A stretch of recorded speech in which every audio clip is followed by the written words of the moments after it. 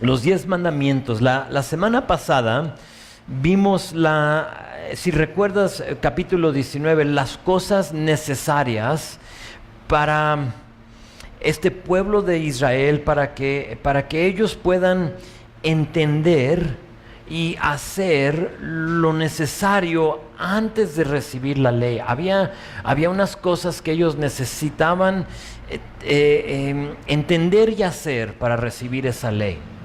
Lo que está por suceder es uno de los capítulos más importantes en toda la Biblia. Entonces imagínate estar ahí y Dios va a hablar de modo audible, y no era como nomás acercarte y pues háblame. Y creo que a veces así, o sea, no señalo a alguien, pero quizás así llegamos a la iglesia. Como que, Señor, llegamos y tú háblanos, y sin ningún tipo de preparación de antemano.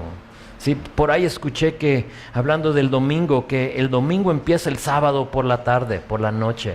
Lo que tú haces, lo que tú escuchas, lo que tú decides involucrarte en el sábado, va como en preparación para el domingo, y luego llegas y recibes. Y eso es lo que es capítulo 19 para ellos. En capítulo 19 ellos tuvieron que saber que Dios era el que iba a hablar. Eso les tenía que quedar súper claro. Y por lo tanto Dios, si recuerdas, hizo exactamente eso. Se los explicó y también se los mostró. Entonces Él es: yo soy tu Dios que los ha sacado de Egipto. Hoy lo va a repetir. Pero no solo eso, si te acuerdas que también se los mostró. Cómo hubo relámpagos, hubo truenos, hubo temblor. Todo eso sabíamos que Dios era el que estaba hablando. Y luego ellos tuvieron que hacer unas cosas. Tuvieron que santificarse, ¿recuerdas? Santificar sus corazones. Aquí dice que tuvieron que lavar sus ropas, pero sabemos que estaba hablando de su corazón. Porque tú puedes llegar con la ropa más limpia, lo más bonito a la iglesia, pero si tu corazón no está listo y dispuesto para recibir, no va a entrar nada. Y Dios les había dicho: tienen que santificarse, tienen que preparar sus corazones. Y luego también tenían que entender los límites. ¿Se acuerdan que no podían pasar más allá de los límites que Dios había determinado, si no morirían, tanto ellos como algún animal, cualquier cosa que se arrimaba más de esto? Y vimos cómo en Cristo esas barreras ya no existen. Cómo es que Dios rasgó el velo y ahora ya Él dice: ven, entra. Pero en este momento esas son las diferencias. Eso es lo que estaba pasando, y es ahí que se encuentran a pie del monte de Sinaí. Hoy solo vamos a ver los primeros 2 mandamientos. Son 10 en total, pero solo 2 porque ahorita al principio lo que quiero hacer es explicar el lugar de la ley en la vida de un cristiano. Creo que a lo mejor eso tiene como un mal entendimiento, una mal interpretación de ese lugar. ¿Qué lugar tiene la ley en mi vida? Es un tema muy polémico y creo que será bueno verlo en detalle. Entonces, con esa siendo la escena, el pueblo de Israel ya son 3 días, dice: el tercer día va a empezar a suceder esto, voy a hablar. Llegamos a ese momento y llegamos a versículo 1 de capítulo 20, donde dice esto, dice: y habló Dios todas estas palabras diciendo. Me detengo ahí para que veamos que era Dios mismo el que va a hablar. Era la voz audible de Dios. Así pasó. El tercer día, delante del monte de Sinaí, lo que empieza a hacer es que empieza a humear el monte. Entonces no era un volcán. En esa parte del mundo no hay actividad volcánica. Entonces no estamos hablando de un volcán, ¿sí? No sucede en ese lugar. Entonces es algo como sobrenatural. Dios empieza a humear el monte. Moisés es llamado a subir por Dios otra vez. ¿Te acuerdas? La semana pasada sube y baja y ahí va para allá, y se había puesto ya los Nikes para ir y subir, y fueron varias subidas y varias bajadas. Una vez más Moisés es pedido que suba y él sube. Empiezan los relámpagos, los truenos, se estremece la tierra y me pongo a pensar en estar ahí. Esto tuvo que ser algo mentalmente como difícil de asimilar o de entender. ¿Qué está pasando? Jamás habían experimentado algo así. Jamás había hablado Dios a este pueblo de esta manera. Entonces es algo que ellos nunca han visto, han experimentado. Para darnos una idea de lo que ellos sentían, porque ustedes saben, a mí me gusta ponerme en sus zapatos, estar ahí, qué se hubiera sentido, los 5 sentidos, a qué olía, a qué se veía, a qué se tocaba, todo lo demás. Y para darnos una idea de lo que ellos estaban sintiendo, lo que ellos veían, noten conmigo, adelántense unos versículos. Esto pasa después de los 10 mandamientos. Ve conmigo versículo 18. Dice esto, dice: todo el pueblo observaba el estruendo y los relámpagos y el sonido de la bocina y el monte que humeaba. Y viéndolo el pueblo, temblaron y se pusieron de lejos y dijeron a Moisés: habla tú con nosotros y nosotros oiremos, pero no hable Dios con nosotros para que no muramos. Fue tan impactante y involucraba todos los aspectos sensoriales de nuestro cuerpo que decían: mejor háblanos tú, Moisés. Ya no podemos, vamos a quedar como muertos aquí si Dios sigue hablando. A veces decimos, yo sé que yo lo he dicho, a lo mejor tú también: si solo Dios me hablara de modo audible, todo estuviera bien. ¿Lo has dicho tú? Creo no soy el único que, Señor, si solo podría escuchar tu voz. ¿Seguro? Aquí se querían morir por haber oído la voz de Dios. Era tan impresionante. Aquí Dios va a hablar y todos, absolutamente todos van a oír. Ahora recuerden, ¿como cuántas personas son? Mínimo ¿cuántos? ¿Recuerdan? Como 2 millones de personas. Entonces imagínate el ruido, el sonido para que 2 millones o más, algunos dicen que fueron 3 millones de personas escucharan. Para que todos oigan tenía que ser un sonido súper fuerte, y no era solo un sonido, era la voz de Dios, audible. Dios está a punto de dar la ley. Y quiero, antes de que empecemos a verlos, quiero preguntar y contestar la pregunta que suele surgir entre cristianos: ¿debemos obedecer la ley, sí o no? ¿Qué no dice el Nuevo Testamento que ya no estamos bajo la ley? ¿Has escuchado eso? A lo mejor tú lo has dicho. O es que ya no estamos bajo la ley, entonces ya esto no aplica para nosotros. A lo que yo diría, si ya no aplica, entonces vamos a saltarlo. ¿Para qué vamos a pasar tiempo en ello si ya no es vigente para nosotros? Pero ¿sabes qué? Sí lo es. Sí lo es. Son varios los versículos que usamos como para decir eso, ya no estamos bajo la ley, pero el que yo creo es más directo y el que me vino a la mente es Romanos 16:14. Te lo leo, lo puedes anotar. Dice esto: el pecado no se enseñoreará de vosotros, pues no estáis bajo la ley, sino bajo la gracia. ¿Sí? Pero antes de eso preguntaba Pablo, ¿porque estamos bajo la gracia vamos a abusar de él? O sea, ¿vamos a pecar solo porque estamos bajo la gracia?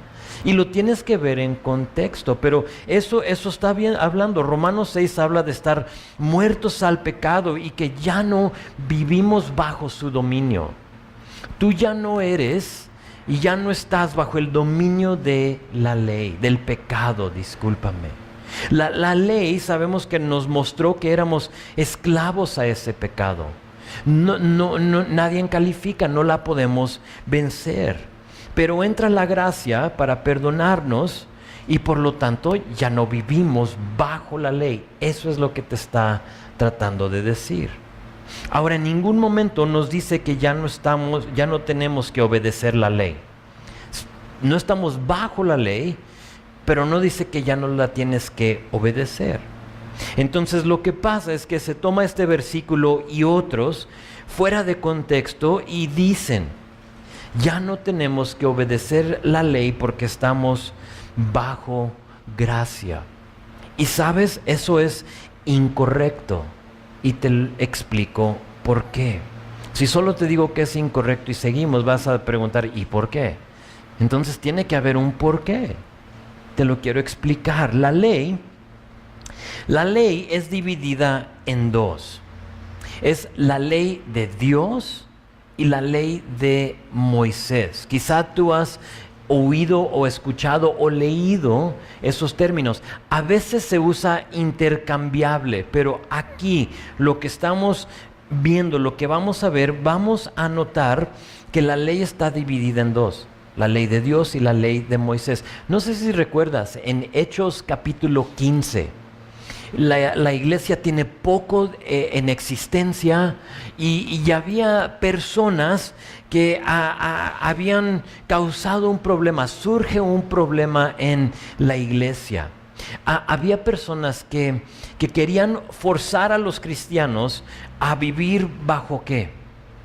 Bajo la ley de Moisés. Ahí te dice muy claramente la ley de Moisés. Estas personas eran hablamos de ellos el domingo, los judaizantes. Los judaizantes, sí. Dice esto, verso 5, fíjate. Dice, pero algunos de la secta de los fariseos que habían creído. Entonces yo les comentaba el domingo que los judaizantes eran creyentes.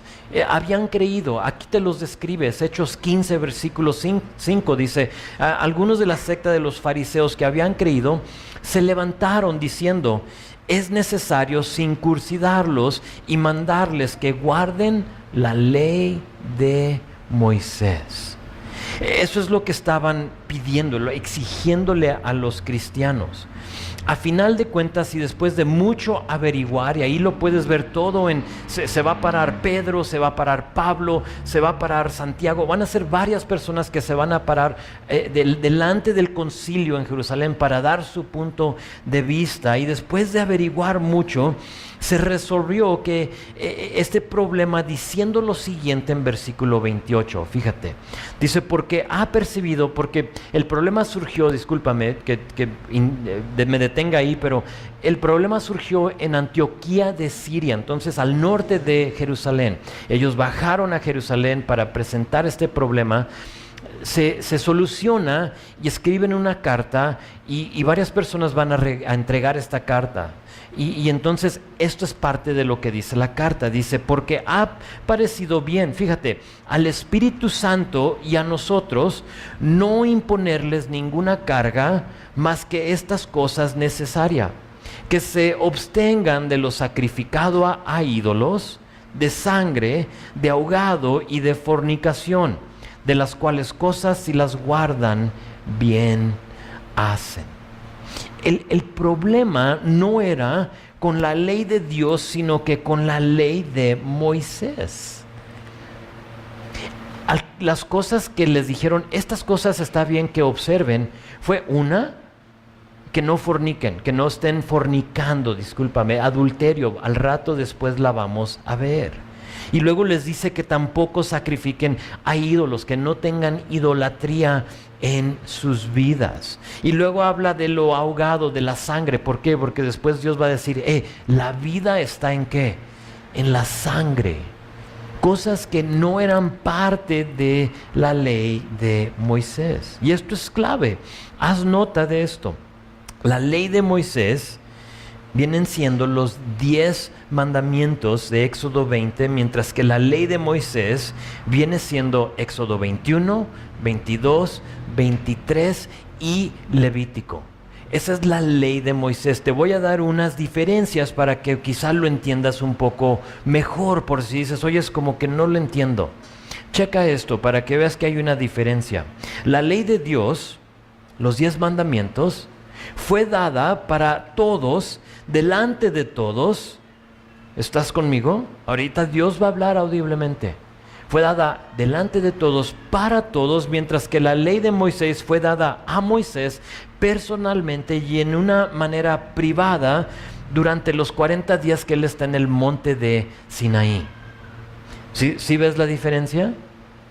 Otra cosa, aquí en la ley de Moisés fue escrita por Dios mismo.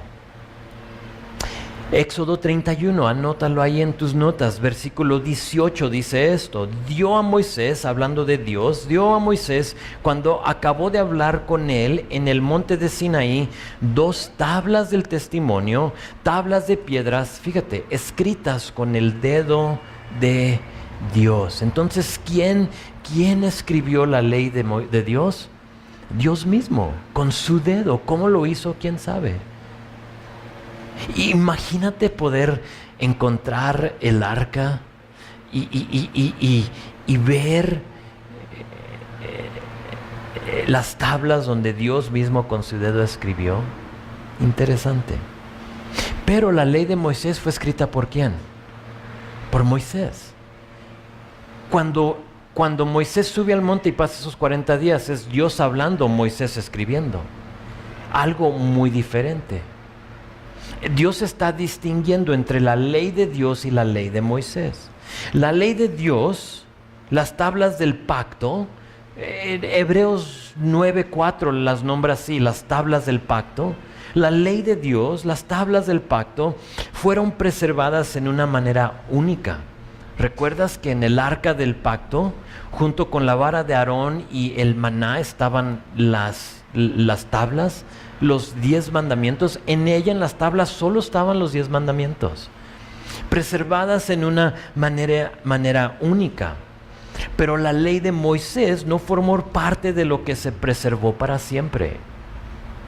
Eso lo tenían escrito, pero no dijo Dios, pon las tablas y luego también todo el rollo que escribió Moisés, ponlo también ahí. No, solo fue la ley de Dios. La ley de Dios fue dada para dirigirnos moralmente. Vas a ver que los primeros 4 mandamientos es tu relación con Dios, y luego los 6 que restan es tu relación con tu prójimo, tu relación vertical y horizontal, cómo vivir moralmente. La ley de Moisés fue dada para darle instrucción o regulaciones cívicas y ceremoniales a la nación de Israel. Muy diferente. La ley de Moisés, cívicas,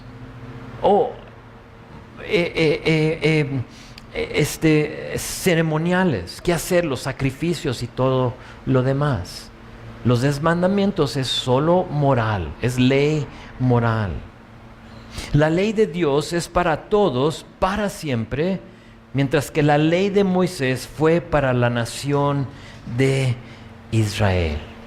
No sé si ves las diferencias, pero hay una diferencia. Y que a lo mejor surge la pregunta, entonces, ¿por qué leer y estudiar la ley de Moisés si no somos judíos? Si fue para la nación de Israel, entonces vamos a saltar capítulo 21, 22, 23 y Levítico.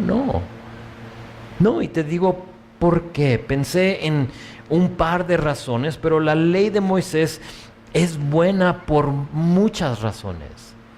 La primera que pensé en es que la ley de Moisés es útil para ayudarnos a vivir sabiamente. Nos vamos a dar cuenta que la ley de Moisés tiene muy buena instrucción. En general, trata con nuestro corazón pecaminoso y te va a dar mucha instrucción buena. Cómo vivir con la gente a tu alrededor, qué hacer, qué pasa si me paro en la mañana y veo que tú estás allá en tu terreno trillando con mi animal. ¿Qué hago? Y les va a dar instrucción. ¿Qué hace esto? Si el buey se fue y se perdió, entonces regrésalo. Entonces, muy buena instrucción. Cosas que tratan con nuestro corazón, porque nosotros pensamos, pues si me lo hallé tiene que ser mío, ¿no? Vas por un estacionamiento y te fijas que el coche le dejaron las llaves y dices, gloria a Dios, me dejaron aquí un coche, hasta le dejaron las llaves. Te subes y te lo llevas. No se vale. Sabemos que no se vale. ¿Cómo sabemos que no se vale? Porque de ese tipo de cosas, no de coches con llaves, pero de ese tipo de cosas se encuentra en la ley de Moisés. Son cosas buenas, son cosas útiles para nosotros. No solo eso, sino que la ley de Moisés apunta a Jesús. Apunta a Jesús. En la ley de Moisés vemos a Jesús en el sistema sacrificial. Sin la ley de Moisés no tendríamos con qué comparar a Jesucristo. Nos vamos a dar cuenta que van a sacrificar a corderos. Y después vamos a saber y vamos a entender que Jesús es ¿qué? El Cordero de Dios que quita el pecado del mundo. Sin la ley de Moisés no sabríamos esa comparación, no tendríamos idea de eso. La ley de Moisés es útil, es buena. Pero la ley de Dios, los 10 mandamientos, aplica a nosotros hoy en día en 2 maneras. Te las doy. La primera es para llevarnos a Cristo. Palabra clave, a Cristo. Nos muestra que la hemos regado, que no la podemos cumplir y por lo tanto nos lleva a Cristo. La segunda cosa y la segunda razón o la segunda manera que aplica la ley de Dios, los 10 mandamientos para nosotros, es para guiarnos en Cristo. Entonces nos lleva a Cristo, pero también nos guía en Cristo, nos enseña cómo vivir la vida cristiana. Veremos que cada uno de estos mandamientos tiene su equivalente en el Nuevo Testamento, menos el día de reposo. Se habla del día de reposo. Y es bueno observarlo, lo veremos cuando lleguemos a eso.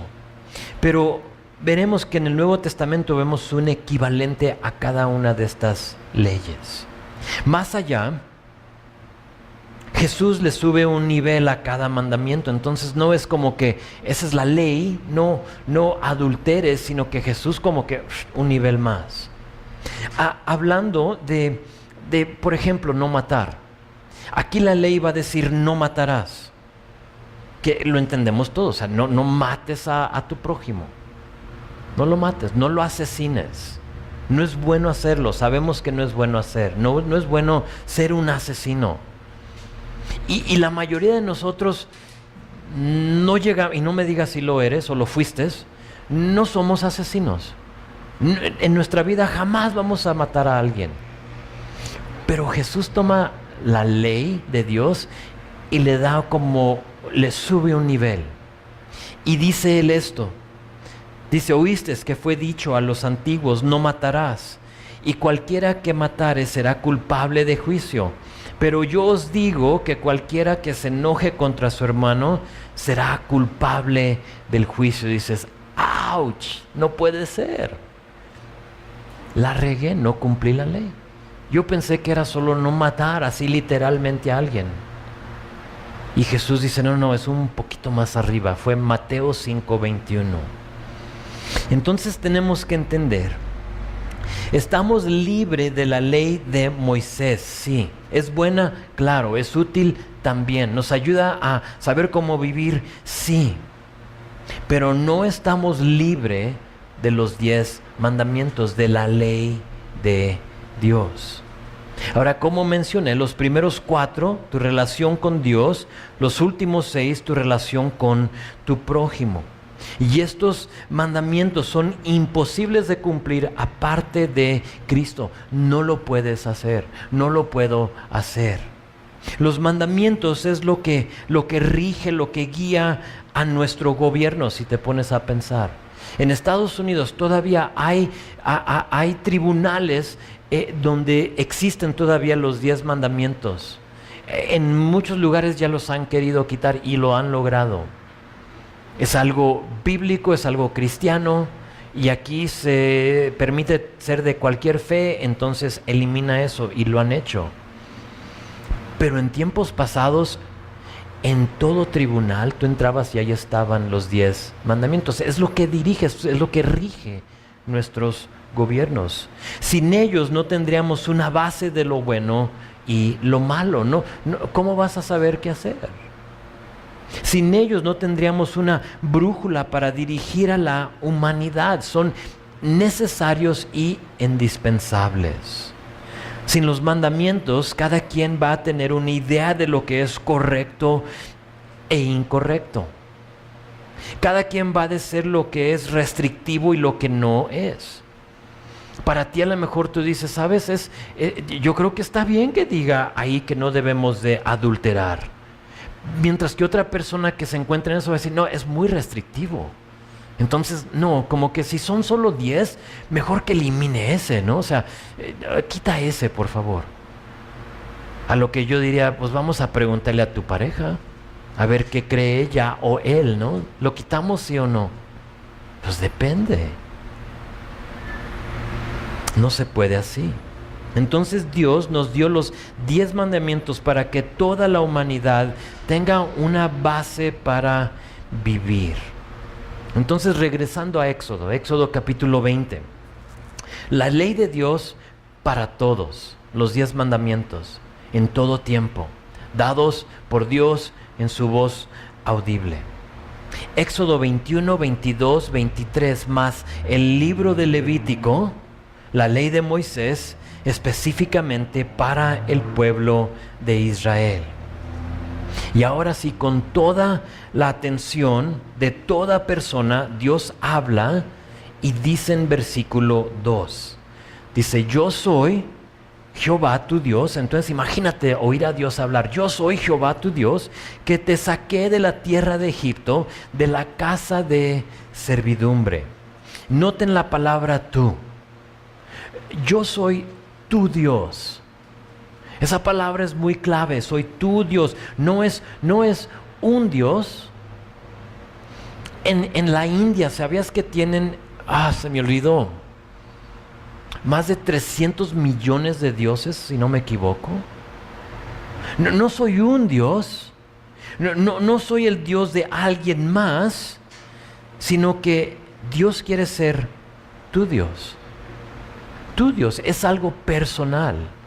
Dios quiere ser tu Dios. Absolutamente nadie llega a Dios por otra persona. Yo no puedo traer tu boleto al cielo. Tú tienes que cargar tu boleto. Tú tienes que haberlo cobrado con la sangre de Jesús. Cada quien. O alguien te pudo haber invitado a la iglesia, pero tú tienes que decir si es tu Dios o es el Dios de tu amigo o tu amiga que te trajo a la iglesia. ¿Es tu Dios personal? ¿Sí o no? Él era el Dios personal de los israelitas y les recuerda una vez más que Él fue el que los sacó de Egipto. No solo eso, sino que, fíjate lo que dice, de una casa de servidumbre. Lo que Dios está por decir se puede ver y interpretar como algo restrictivo, pero a veces se nos olvida que nos ha rescatado de una casa de servidumbre. Antes de llegar a Cristo servías a algo. Bob Dylan escribió una canción de eso. Ya sea que sirvas al diablo o que sirvas a Dios, tienes que servir a alguien. Y fue una canción muy famosa, muy popular. Tienes que servir a alguien. Si verdaderamente vas a tener que servir a alguien, sea el diablo o puede ser el Señor, pero vas a tener que servir a alguien. No sé qué cosa servías antes de recibir a Cristo, pero Dios te quiere recordar que Él te sacó de esa casa de servidumbre. Y no te olvides de dónde te sacó Dios. Te saqué de la casa de servidumbre. O a lo mejor para otros, tú ahorita todavía te encuentras sirviendo y rindiéndole culto a alguna otra cosa. Dios te quiere decir hoy, te quiero rescatar de eso. Te quiero sacar de eso. No sé qué sea. No sé a quién le rindas culto. pero o ya te saqué o te quiero sacar. Y les recuerda una vez más, van a ser más de 80 veces en la Biblia que Dios les recuerda que los había rescatado de la servidumbre de Egipto. Que no se les olvide, que no se nos olvide de dónde Dios nos ha rescatado. Aquí les recuerda en verso 2 y en verso 3 tenemos el primer mandamiento. Dice: no tendrás dioses ajenos delante de mí. Ahora, antes de seguir adelante, tenemos que entender que cuando usa la frase delante de mí, no quiere decir y no está diciendo que está bien tener otros dioses siempre y cuando Él sea el primero. No confundas lo que está diciendo aquí Dios. Es como que puedes tú tener otras cosas, otros dioses, siempre y cuando yo quiero ser el primero. No. Esto delante de mí habla literalmente de tener a otros dioses en su presencia, o es literalmente en su cara. Entonces véelo de esa manera: no tendrás dioses ajenos delante de mi cara, diría el Señor. En otras palabras, está hablando de que el lugar de Dios es de Él y solo de Él. Él quiere ser el único Dios. Solo Él. No es una serie de dioses que tú los midas según importancia o lealtad. No. Es que Él es el único. No permite tener una lealtad dividida. Si Dios va a ser tu Dios, Él quiere ser el único Dios. No quiere que tú dividas tu lealtad con otra cosa. El único. No tendrás dioses ajenos delante de mí. Ahora, no quiero dar ejemplos de qué es eso, porque no quiero dejar a nadie en fuera. Que digas: no mencionó el mío. Sí, es cualquier cosa. En cuanto al dinero, Jesús en Mateo 6:24 dijo esto. Dijo: ninguno puede servir a dos señores, porque o aborrecerá a uno y amará al otro, o estimará al uno y menospreciará al otro. No puedes servir a Dios y a las riquezas. O sirves a Dios o sirves a las riquezas. Entonces no puedo tener nada, pastor. Claro, puedes tener todo lo que Dios te permite y te bendiga con, siempre y cuando tu Dios no es esa cosa, las riquezas. Ya no te vemos en la iglesia. ¿Por qué? Porque pues es que tengo que trabajar los domingos y los miércoles, y pues ¿cómo le voy a hacer? Y no es que es tu pan cotidiano. Yo entiendo cuando es tu pan cotidiano, pero es riquezas, es exceso, es muy específico. No está hablando a tu cotidiano. Debemos de pedirle a Dios nuestro pan cotidiano. Pero estamos hablando de riquezas, es otro show, es otra cosa.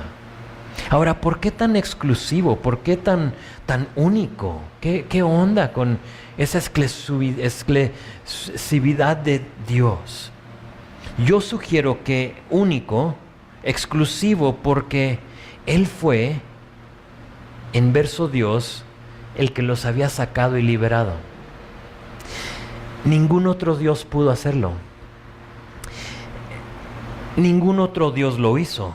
Ahora recuerden que ellos vienen ¿de dónde? De Egipto. Egipto era una cultura politeísta de múltiples dioses. Y ninguno de esos dioses pudo rescatarlos. ¿Se acuerdan cuando vimos las plagas? ¿Cómo fue que uno por uno Dios destruyó a cada uno de esos dioses? ¿Por qué? Los estaba preparando para esto. Los estaba preparando para el primer mandamiento: no tendrán dioses ajenos delante de mí. Y para que lo vean, voy a mostrarles que ninguno los puede rescatar. Yo soy el único que puede hacerlo. Creo Oseas capítulo 13 versículo 4 lo dice bien. Dice esto, dice: mas yo soy Jehová, tu Dios, desde la tierra de Egipto. Otra vez recordándoles. Dice, no conocerás pues otro Dios fuera de mí, ni otro Salvador, sino a mí. Solo a Él. Él es el único. Otros dioses, había dos manos. Como dije, Egipto, una cultura politeísta. Tenían muchos. Pronto, bueno, ya dejaron esos dioses, pero pronto van a enfrentarse con Baal. Baal es el dios del poder. Supuestamente Baal era el que lanzaba relámpagos sobre la tierra. Sabemos quién es el encargado de eso. ¿Quién es el culpable de los relámpagos? Se los acaba de mostrar ahorita con relámpagos y truenos, ¿recuerdas? Baal no está ahí. Pero cuando se topen con estas otras naciones, estas otras culturas, van a estar rendiéndole culto a Baal. Y Dios va a decir, no, es que yo soy el único. Más adelante van a ver la diosa Ashtarot, la diosa del sensualismo, del placer, o la diosa de la fertilidad, la diosa que decía, si se siente bien, hazlo. Y ellos van a tener que recordar que solo hay solo un Dios. No tendré dioses delante de mí. Otro en el hebreo es Mamonás. Es el dios Mamonás, que es el dios de riquezas, de prosperidad. Y vas a decir, órale, ok, entonces van a ver las riquezas de otras culturas. Y van a tener que enfrentar a este Dios. Y luego van a caer, de hecho van a caer fuerte y van a rendirle culto a Moloch. Moloch es el dios a quien le sacrificaban a los niños. Y de pronto ellos van a estar sacrificando ahí sus niños a Moloch. Sabes, siempre habrá opciones, pero la diferencia entre el Dios que escribió aquí Éxodo 20, los 10 mandamientos y los demás, es que ese Dios rescata y los demás esclavizan. Los demás dioses te van a querer esclavizar, no importa cuál. Pero Dios es el único que dice, yo te quiero rescatar. Ya les dijo en versículo 2, yo los saqué. Y ahora yo pido que no tengan dioses ajenos delante de mí.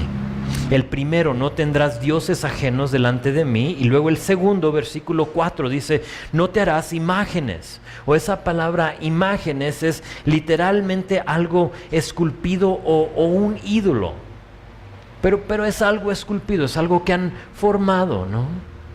Entonces dice, no tendrás imágenes, o no te harás imagen, ni ninguna semejanza de lo que esté arriba en el cielo, ni abajo en la tierra, ni en las aguas debajo de la tierra. Versos 5 y 6 van con este mandamiento. Dice, no te inclinarás a ellas, ni las honrarás, porque yo soy Jehová tu Dios fuerte, celoso, que visito la maldad de los padres sobre los hijos hasta la tercera y la cuarta generación de los que me aborrecen. Yo hago misericordia a millares, a los que me aman y guardan mis mandamientos. Este mandamiento es semejante al primero, la prohibición de tener imágenes o ídolos. ¿Por qué no? ¿Por qué no tener imágenes o ídolos? ¿Son malos? Creo que siempre y cuando hagas versículo 5. ¿Por qué? ¿Por qué no? Porque somos propensos a inclinarnos delante de ellos y rendirles culto. Ese es el problema con las imágenes. ¿Hay poder en ellas? No, para nada, ninguna. Dios elimina la posibilidad de evadir este mandamiento con decir, no harás imagen o semejanza de lo de arriba, abajo, ni en las aguas debajo de la tierra. No te da opción. Pero de eso sí, no dice que haga imágenes de esto. No, o sea, cubre absolutamente todo. arriba, abajo, ni en las aguas debajo de la tierra. Pero ¿sabes lo que pasa? Hay algunos que ven a lo arriba, ven a la astrología, ven a los horóscopos, y de ahí, ¿sabes lo que pasa? Es que forman su Dios. Oh, ese es nuestro Dios. Y esto es lo que nos va a dirigir el horóscopo. Entonces, si lo leemos y lo vemos y vemos las estrellas, y aquí Dios dice, no hagas una imagen, no hagas un ídolo de esas cosas. ¿Es malo? Sí. Porque estás buscando dirección, estás buscando rendirle culto a otra cosa que no es Dios. Otros van a ver a la naturaleza. Y ven a la naturaleza. Y hay aquellos en las islas del Pacífico que vieron la tortuga.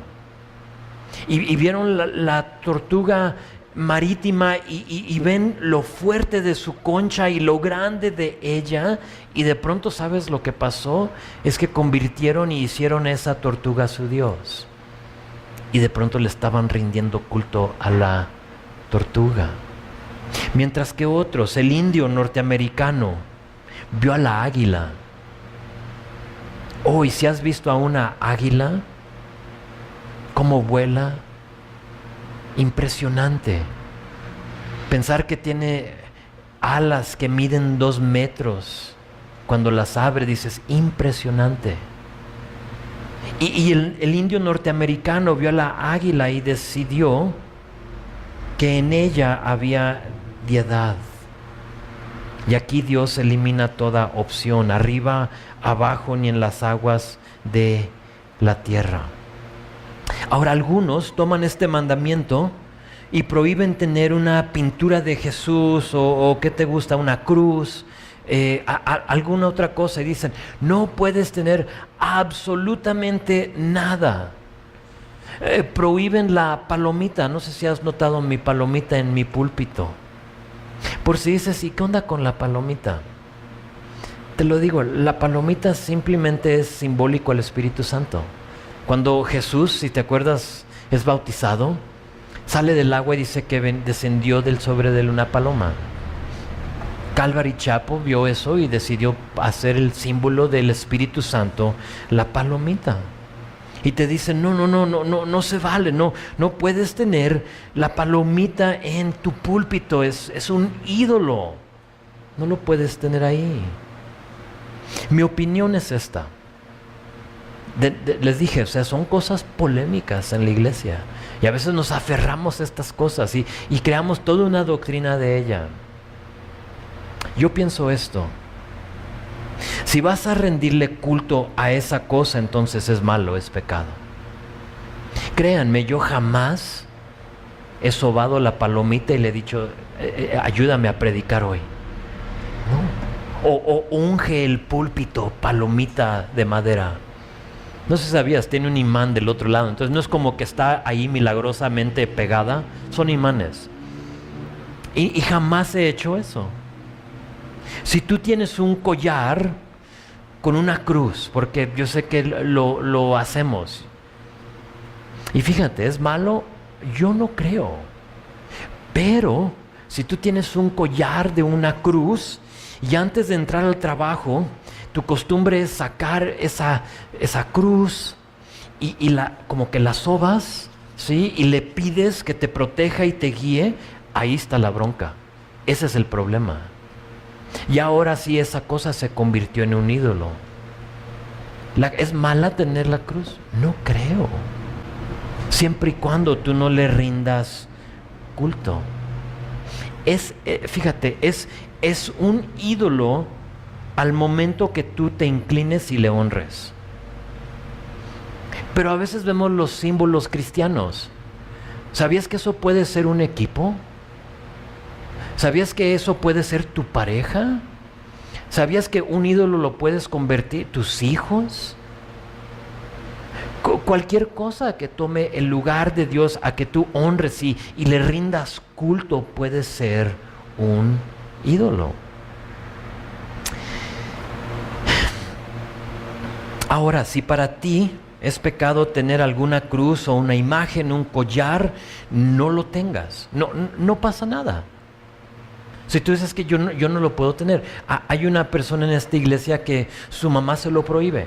A él le gusta traer su collar con su cruz, y cuando está con su mamá, y ella es cristiana también, no asiste aquí, pero cuando llega con ella se lo tiene que esconder, porque para su mamá es como que es el diablo si traes tú esa cruz colgada en tu cuello. Y si eso es para ti, está bien, no pasa nada, no la uses, no la tengas, pero no le impongas tu convicción a otra persona.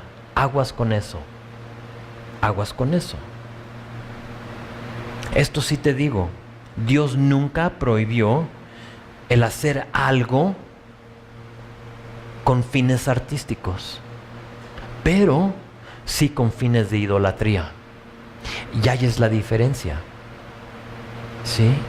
Si tú eres un escultor y a ti te gusta hacer cruces de madera y las vendes, y son fines artísticos, y no tienes ningún inconveniente con eso, no hay algo que te lleve, te redarguya y te convenza de que es un pecado, entonces yo digo, hazlo. En unos capítulos, capítulo 25, Dios mismo les dirá que hagan 2 querubines de oro. Órale, ¿y eso qué? ¿Que no son ídolos? No. Estos los iban a poner a los extremos del propiciatorio, del arca. Y Dios dice, hagan dos querubines, 2 ángeles, y pónganlos sobre el arca. ¿Es idolatría? Absolutamente no, y te digo por qué. Porque no le rendían culto, y no fueron hechos para honrar esos querubines. Jamás va a decir Dios, honren o ríndanle culto a esos querubines. No va a ser. Entonces no es idolatría. Dios no está en contra lo artístico. No es problema. Pero a veces nos aferramos a eso. Y sabes lo que pasa es que ahí entra el legalismo. Y decimos, nadie puede traer nada. Y por lo tanto, al entrar, a ver tu collar, ¿qué traes? Échalo fuera, no lo puedes tener aquí. Palomita para afuera. No palomitas, palomita, esta palomita. Mi palomita. De nuevo, como todos los mandamientos, el problema no es el mandamiento, sino que es el corazón. Ese es el problema. Somos muy amantes a adorar algo visto en lugar de al Dios que no vemos. Y ese es el problema, porque no lo vemos a Dios. Decimos, yo quiero adorar aquella cosa que sí veo. Y por lo tanto vivimos en una ciudad muy religiosa, ¿a poco no? ¿Y por qué es una ciudad muy religiosa? Nosotros vemos. Le rinden culto y se postran delante de las imágenes. Ese es un problema, ese es un pecado. Eso es romper el segundo mandamiento. Dice verso 5, no te inclinarás a ellos ni las honrarás, porque yo soy Jehová tu Dios, fuerte y celoso. Te dice por qué no. Son 2 palabras que usa. Dice fuerte en comparación a los dioses o los ídolos que tenían ojos mas no ven, tenían bocas mas no hablan, orejas mas no oyen. Y luego dice celoso no de otros dioses. O sea, no era como que, es que lo hiciste más guapo que yo. Sí, o sea, lo vestiste de muy bonito, entonces estoy celoso de ese ídolo. No era celoso de los dioses, sino que celoso por nosotros. Ese es el celo de Dios. No celos como envidia de algo que en Él no puede tener. No es eso, sino que celosos de nosotros. Dios nos ama y insiste en ser supremo en nuestras vidas. No porque quiere ser controlador, sino porque no compartirá ese lugar con ídolos, con ninguna otra cosa. Dios quiere ser solo tu Dios y no quiere que tú tengas ningún ídolo delante de Él.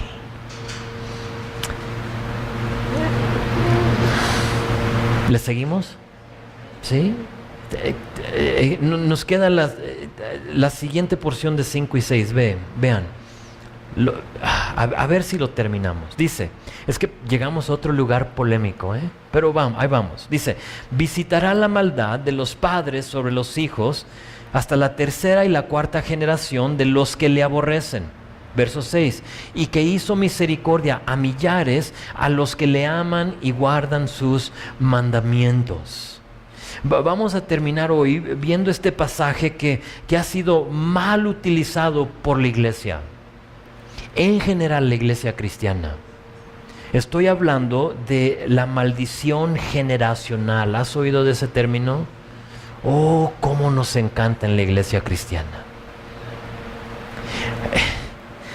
Hay gente que usa esta frase, maldición generacional, y te dice, pues, estás bajo una maldición generacional y necesitas ser liberado de esa maldición. A lo mejor lo has dicho, a lo mejor te lo han dicho, a lo mejor tú has quebrantado esa maldición generacional en la vida de otra persona. ¿Sabes por qué? Porque así te lo han explicado.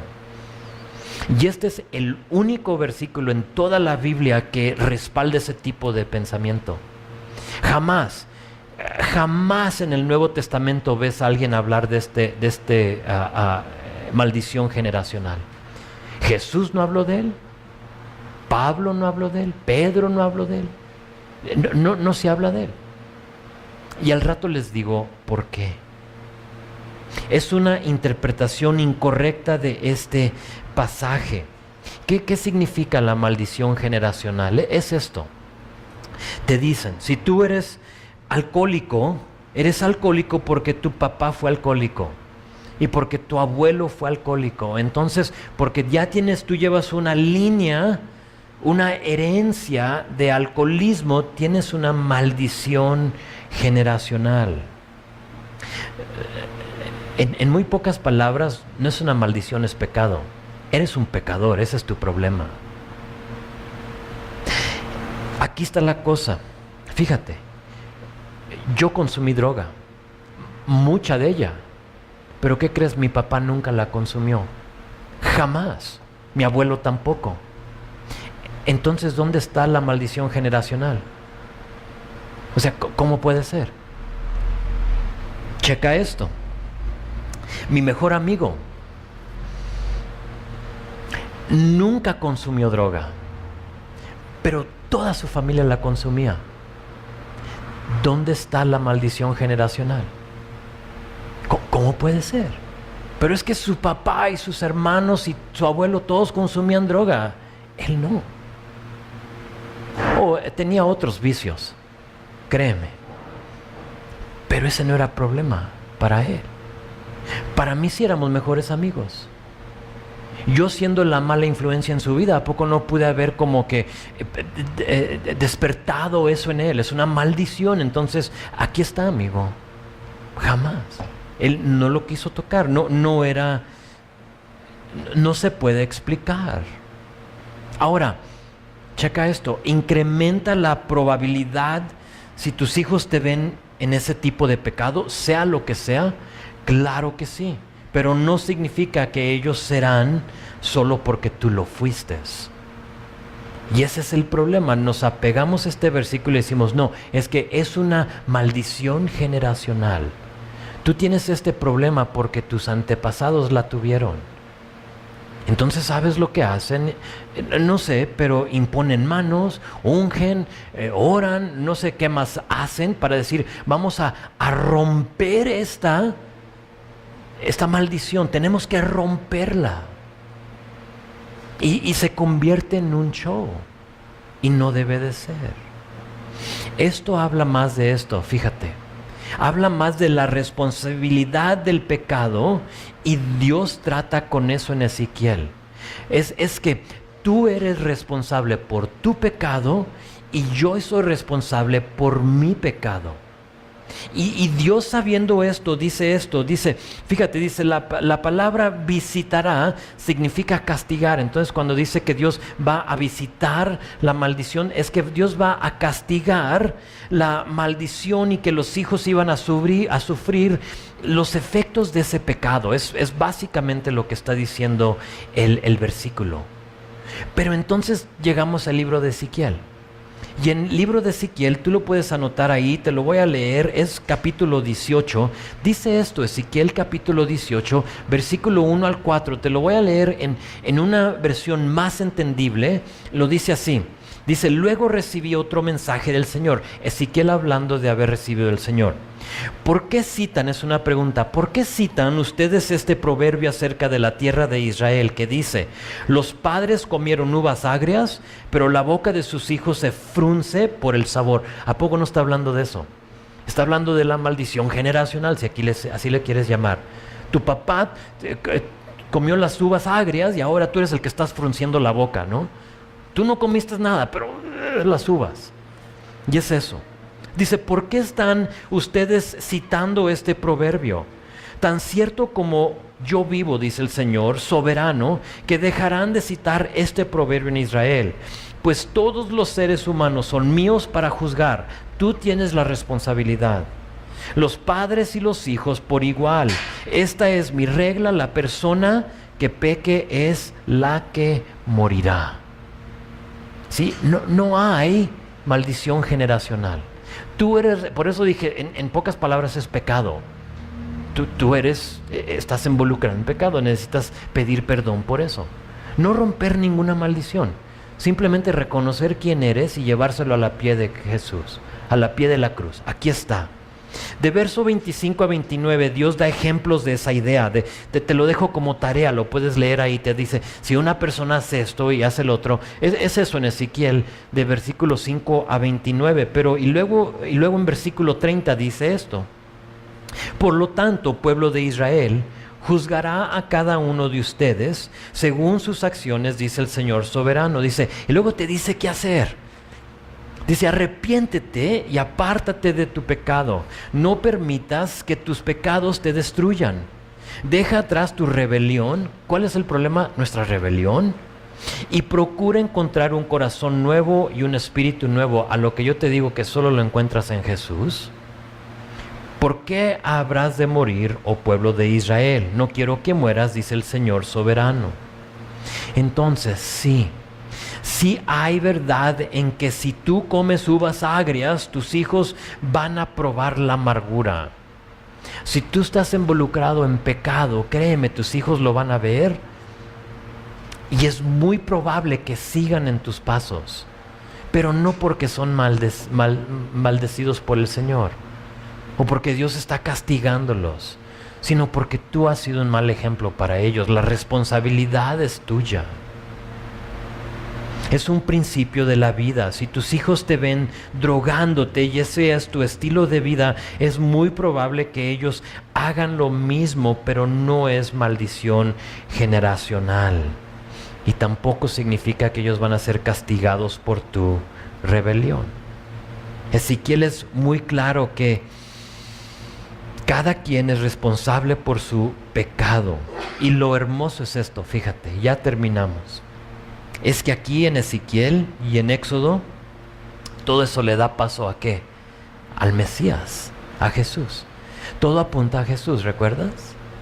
Entonces esto, lo que está diciendo Ezequías, donde te dice, procura encontrar un corazón nuevo y un espíritu nuevo, ¿dónde más lo vamos a encontrar si no es en Jesús? No es en romper cosas, en expulsar maldiciones. No.